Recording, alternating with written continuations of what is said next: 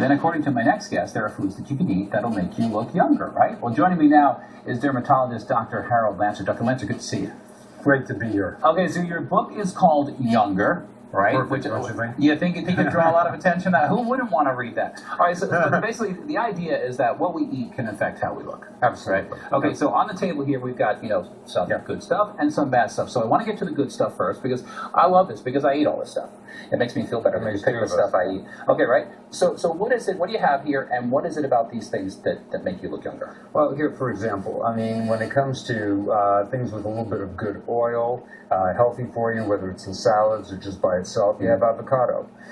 It's a great product. The issue here is not to eat too much of it because you'll get a little bit too chubby. Right. So a little bit of avocado, great food. Cucumber, lots of water, a little bit of fiber, great product. Salads, or just straight the way it is. Celery, excellent, tons of fiber, a little bit of natural salt, a little tasty, but it's a great product mainly because of its fiber.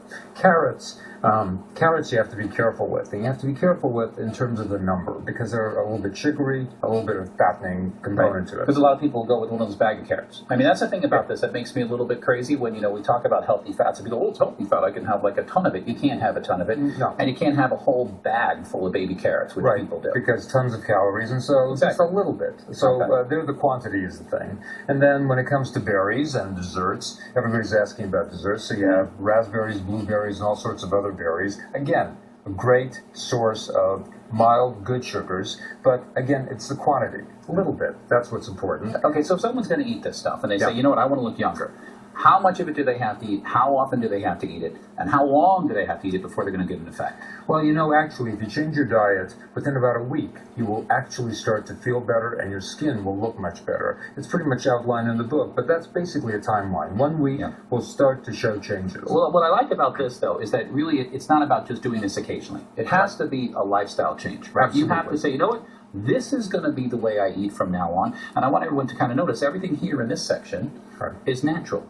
None of it's processed, right? It's all the way created from the ground, so to speak, okay? Now, this side of the table is slightly different, and some things are surprising, but go through why this side is so bad for you. Well, you bring up a good point. Everything here is processed. It's been worked over, whether it's jarred vegetables that are in oil, and who knows, God, how long they've been sitting there. There's oil and there's salt in there. Right. You have a canned soup. The salt content in there is through the roof, right? Yeah.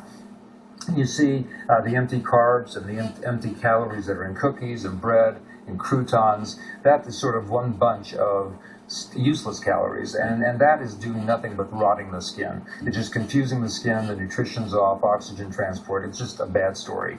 And then you have really processed foods like the corned beef sandwich. That seems like it would be some sort of meat product and be good, but it's processed, bad idea. Right, but cheese too. But there are people that love cheese. And the other thing that I want to draw attention to is sushi. So people say, whoa, wait a minute. It's sushi. Right. What's wrong? So, all right, we got white rice. Even if it was brown rice, you don't like it. Why? No, because there, the sushi, number one, it's raw fish. You have to be careful where you're buying it, how long it's been there. So the preparation and the disease health issues are one fact. Then you have the artificial coloring, and then you have the salt content in a raw food product, as well as the fact that you have soy sauce, salt.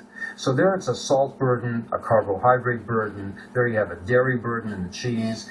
It's basically a no-win situation in terms of skin and beauty. Right, and the thing about croutons, I have to point out, I used to think croutons were just stale bread. But then I found out they're actually fried.